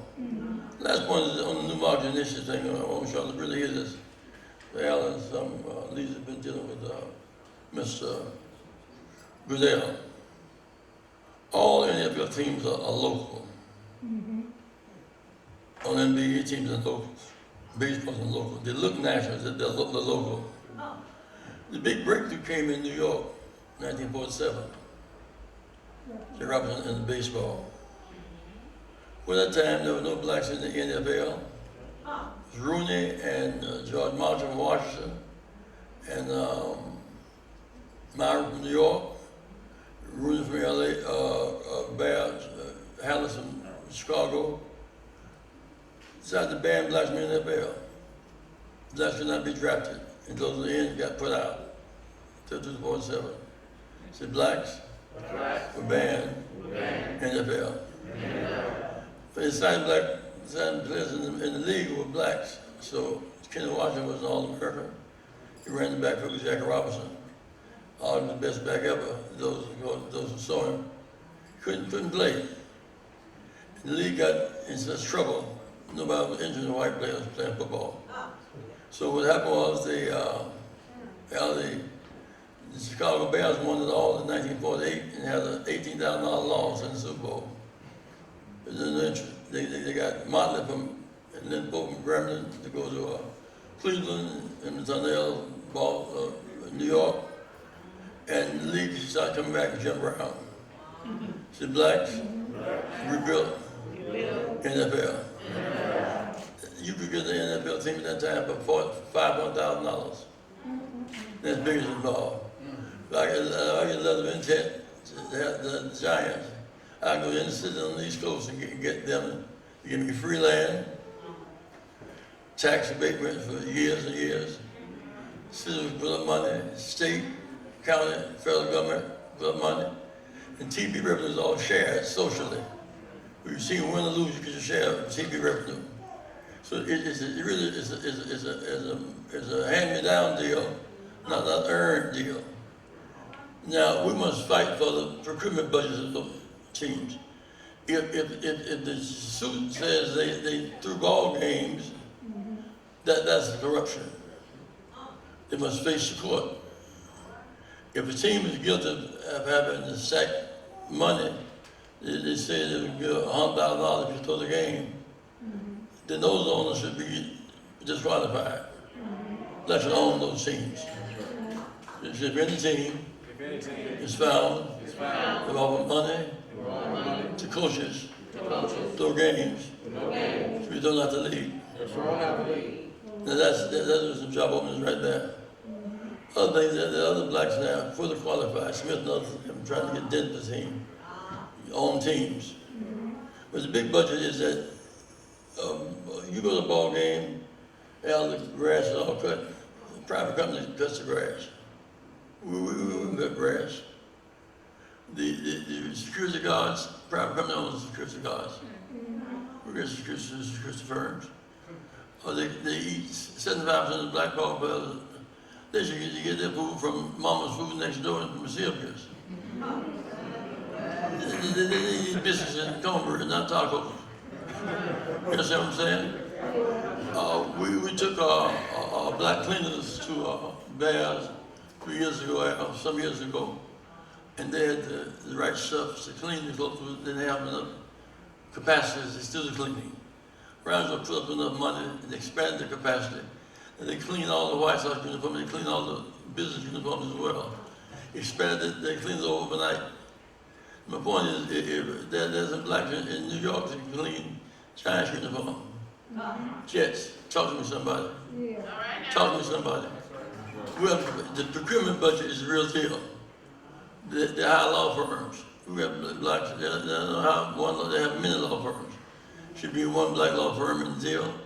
And they should have money in in black banks. They should advertise black newspapers. And news should flourish in New York. With 75% blacks on the football team, basketball and baseball team. Right about that? Now let me hit this little part the struggle. Yesterday, Mr. Watson accused of raping a white woman or something down, and he won the case. Browns gave him $230 million guaranteed contract for 5 years. Now, Jack Robinson made more than $42,000 a year. $42,000 a year. What happened? When Jack won his seat, you had to play for the team. They say you, or another team would not buy you. Jack Robinson's real thing was he suffered. Jack played first base. They intentionally spiked him at first base and put him second base. Jack Robinson has suffered. Jack was hit more times the first year than the other team been hit. The league been hit the whole year the next year. Jack Robinson was hit more times. They're throwing balls at Jack Robinson. Not just black cats, they're throwing balls at Jack Robinson. The team petitioned, but not the own team, not the only people when he showed up. Walker, who was Dixon Walker, who played with the Dodgers, one day Jack got 4 for 4 and so basically he just a good day, boy, we should sell niggas. Jackie, he signed a deal, he could not protest that. 3 years. Now he couldn't protest it in his press or anybody else. He suffered 3 years. He 360, and all the Negroes say, well, you Jackie, you got to break in your eyes and play ball. I'm not sure you can play so much ball. 367 under those conditions. Am I right about that? That's right. Now, basketball celebrated 75th birthday last week. Well, blacks accepted too, but they couldn't play basketball. Blacks were just playing for Harlem Globetrotters. Harlem, by the way, the ball players came from Chicago. They named it Harlem because Harlem is Harlem. It's taking a little bit home too. And now let me say this: what happened? The world champion Minneapolis Lakers, George Michael was the center. They played the Harlem Globetrotters, about clowns of basketball, street children. They beat the world champion Michaels twice, and therefore the blacks, Earl Lord from Syracuse became first black in 1950. So we paved our way. We paved our way. Basketball, Baseball, football. We have an obligation to fight back. We have an obligation to fight back. To build upon the legacy they left a legacy of suffering. Struggle. The person asked, Jack, are you a black? Are you a Negro or are you a baseball player? Are you a Negro? And they asked, some of them said, I'm a baseball player. They said, I'm a man. And he pays the dues for that too. The reason why that building is on 112th Street right now, Jack Robinson, big factor in 112th Street building. He was a Republican, a Rockefeller Republican. That's right. My friend said at that time, Dr. King Dad was a Rockefeller Republican too. But Lincoln was Republican. First Douglas was Republican. Harry Truman was Republican. They believed in, more appropriately, they believed in the 13th Amendment. Or the 15th Amendment. Now, the reason that the guys make so much money now is that Kurt Flood, the one said in New York from St. Louis, how long ago, he sued, said, I'm not a slave, you can't sell me. The 13th Amendment, the reason that they make all the money is because Kurt Flood sacrificed his career. That's right. They ain't getting money just because they can play. We can always play baseball. Also, Will Chamberlain came out of Kansas after the third year. He couldn't be drafted because he couldn't play till college has graduated. So what he did was Spencer Haywood filed a lawsuit so I could play. That lawsuit means you can go to Tucker do one and done. You can go nowhere like Kobe did. Go right to the NFL if you make a team. So all these struggles. We must know them. We must know them. We must know them. We must know them. We must know them. I am somebody. I am somebody. I'm God's child. There's nothing I can't do. Lord is my life. My salvation. Who shall I fear? Lord is the strength of my life. I serve a good God. Love you.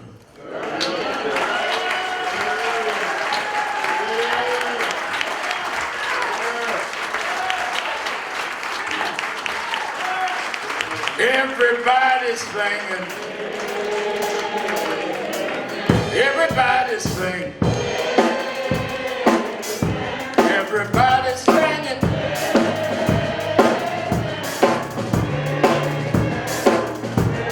Sing it like you mean it. Sing it like you mean it. Sing it like you mean it.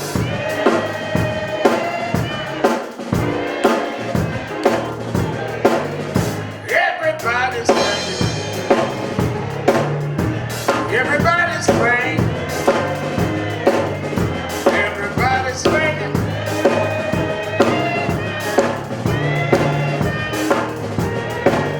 I'm open the doors of the movement. There may be someone here today, hears us on radio, watches the television show, but never joined National Action Network.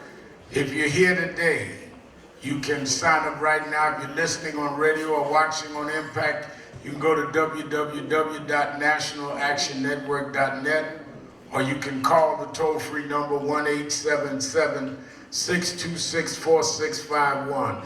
But if you're here and not a member, I want you to come on right to me and let me sign you up right now. Come on, everybody singing. Come on.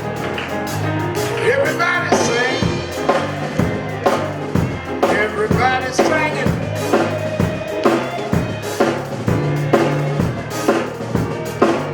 Everybody now.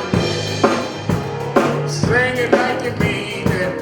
You don't let them come through. Sing it. There it is singing.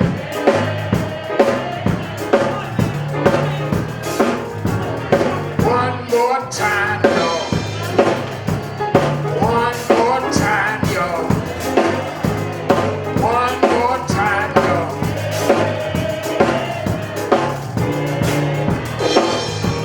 Sing for Reverend Jackson. Jesse Lewis Jackson. Everybody singing.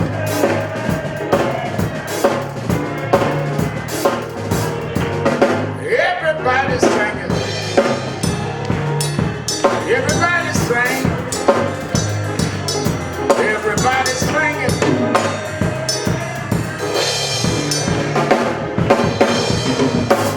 All right. Come on, I got some more new members coming. Come on. Come on, that's right. Come on. Sing me something. Give me a good hot solo.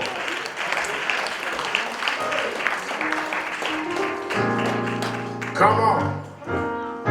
The song keep on praising my life. Yeah. And sometimes come on. hard to tell the night from day. Good, how you doing? Still that hope that lies within me assured. As I keep my eyes upon the distant shore, I know he'll lead me safely to that blessed place he has prepared. Oh, but if the storm don't cease, and just in case the wind keep on blowing in my life, my soul has been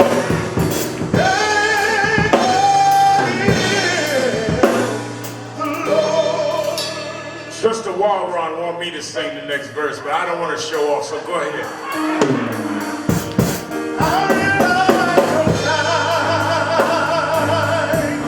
we're gonna be torn by the way and the currents that seem so near. But in the word of God, I found an anchor. It keeps me steadfast, unmovable, despite the time. But even the storm they don't see.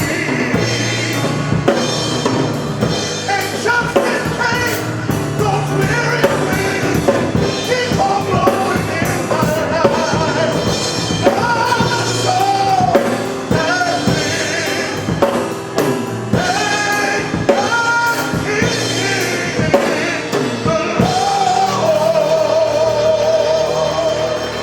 All right, give a hand, our minister Tyrone. All right, let me tell you what we're going to do. I'm going to move quickly. We're going to take our offering. I'm going to take in the new members. And then Reverend Jackson's going to initial some books. We have his latest book. I have my book. I want Mildred Crump sit up with us, who served as we honoring her today on Women's History Month. I'll let you know when we're ready. But she was president of the city council in Newark for so many years and was an ardent member. There would not be this big building we have there, the National Action Network, the Nan Newark Tech Center, if it wasn't for Mildred Crump. Women's History Month, we honor her. When Reverend Jackson was talking about my sermon last week and the week before last in Selma, we are here because of people ahead of us. That's what Joshua told them to put the 12 stones. And one thing I didn't say in Selma, the other thing he did is he brought the bones of Joseph with him to the promised land. Why did he bring Joseph's bones? Because God promised Abraham, Isaac, and Joseph. The Israelites that had been boogie-woogieing in the wilderness, God didn't promise them nothing. They were the ones that reaped from the promise of their forefathers. And you reap from the dreams of Dr. King and the works of Reverend Jackson. You ain't done nothing. Ain't went to one rally, one picket line. But sitting up talking about, I deserve something. That's why they brought Joseph's bones in, and that's why it's historic to have something with an initial from Reverend Jackson in your library and tell your children who he is. And tell them about proportionality, because I had to tell you, you didn't know, I asked you. Some of my super duper scholars that know the name of the 7th main street in Ghana didn't know what proportionality is. All right, let's raise our offering. Let's move quickly.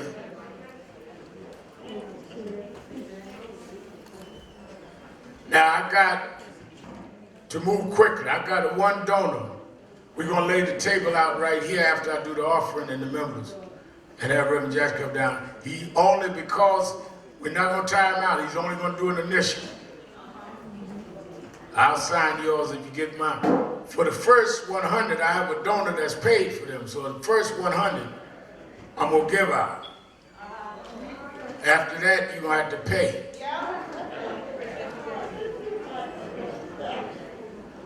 Give a hand, Dr. Aubrey Hendricks, one of our leading scholars in the house.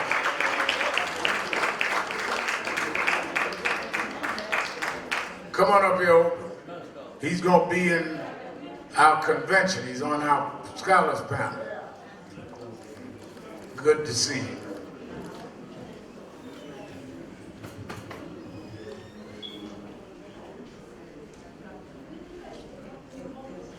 All right. I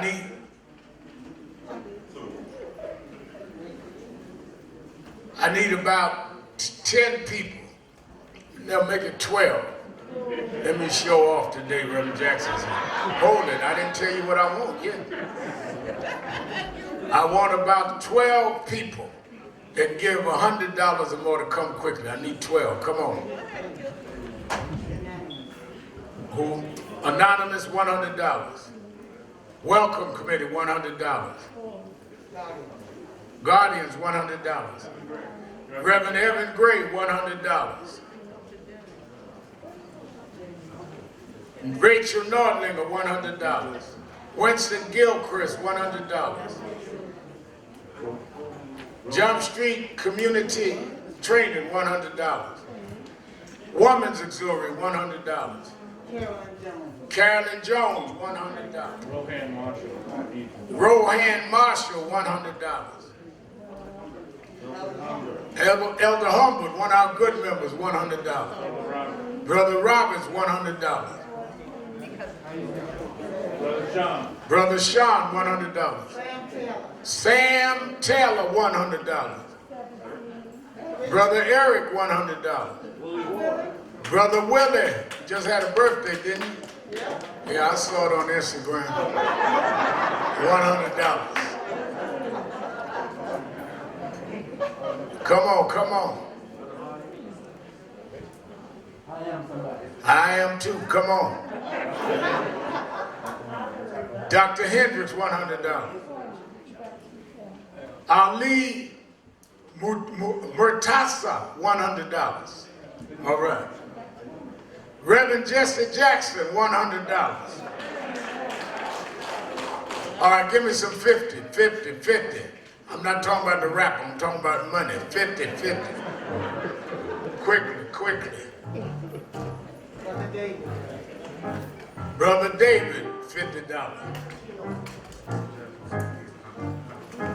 He said, Reverend Jackson said $5. He said gave $105. Dawn Jones, our national board member, she was at our retreat in Fort Lauderdale this week.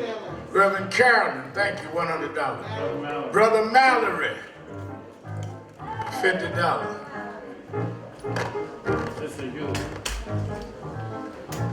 Sister Ali Yule, $100.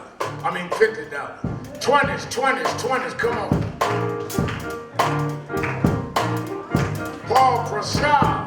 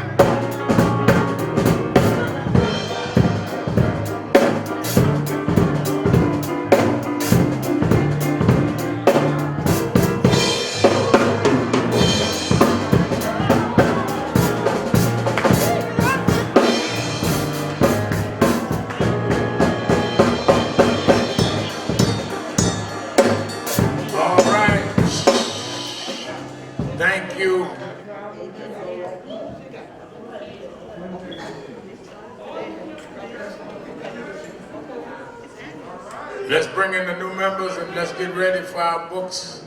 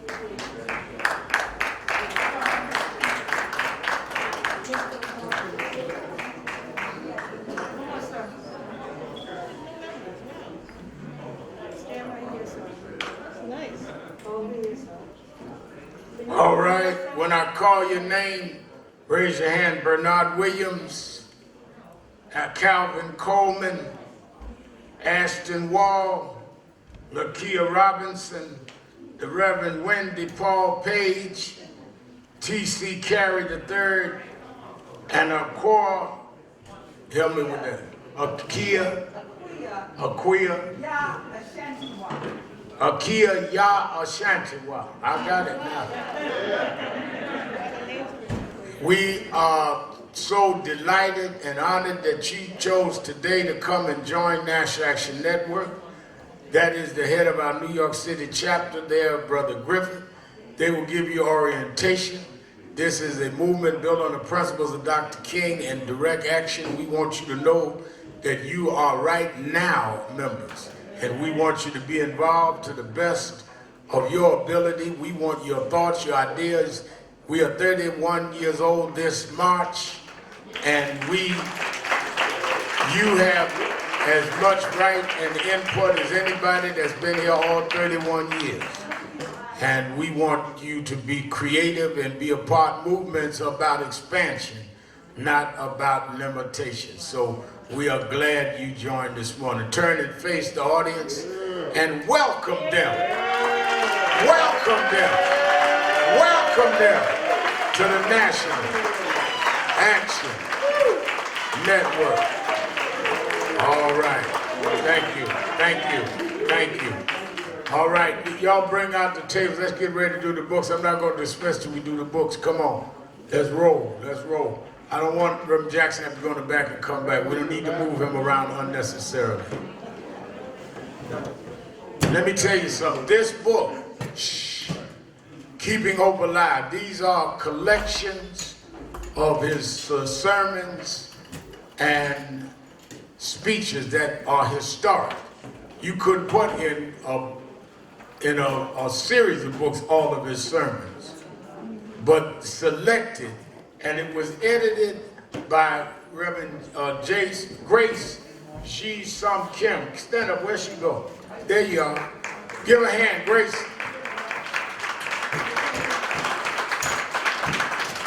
Sister Grace took the time to edit this, put this together, because she knew that this was historic orations from a historic figure. So for you to get one today, just with his initials on it, is something you should cherish. And of course, my book, Righteous Troublemakers, we'll sign them for you. I want everybody to, I want to do this orderly now. Let me tell y'all something. I don't know that much about social media. My daughters taught me that. So I go on the internet, I read the news and all of that stuff early in the morning after I work out. And I get the latest phone. I got what, number 10 now? 13. I got number 10, I'll get to 13.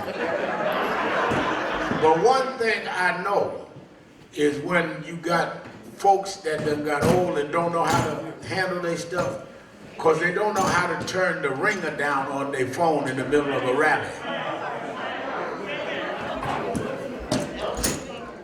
You sitting up there acting all woke and your phone go off, and you don't know how to turn up your ringer. We all know you don't know what you're doing. That's why you still trying to have a flip phone in 2022. We on radio and TV. Turn your ringer off. All right. Somebody tell the person next to him, Reverend Al got that straight. Yes. Now, let me give you some ground rules. Reverend Jackson's only going to initial some. I'll sign those in 1 hour and keep moving. Do not try to have a meeting with him. Do not ask him, does he remember your aunt in Greenville? Just get your book, keep going. Don't tell me you heard me preach when I was 7. That was 60 years ago. So I don't remember you. You were sitting in the balcony anyway. And you didn't give in my offering. So let us act like we got good sense. All right? All right. We're going to line up on the side. How we doing this, Katrina? Line up on the side. On the side. We're going to bring Reverend Jackson down. I'm going to sit down. Bring Mildred Crump up to sit next to us.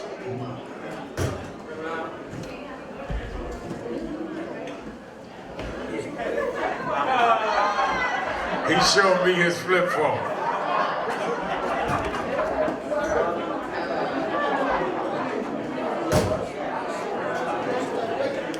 That's not what I said. That's all right. That's all right.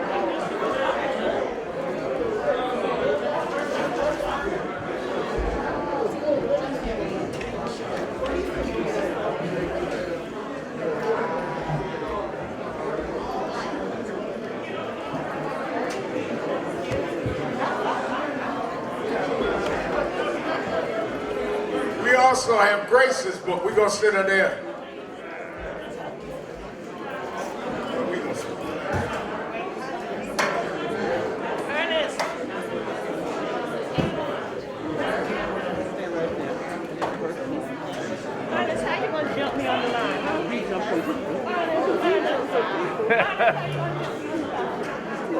I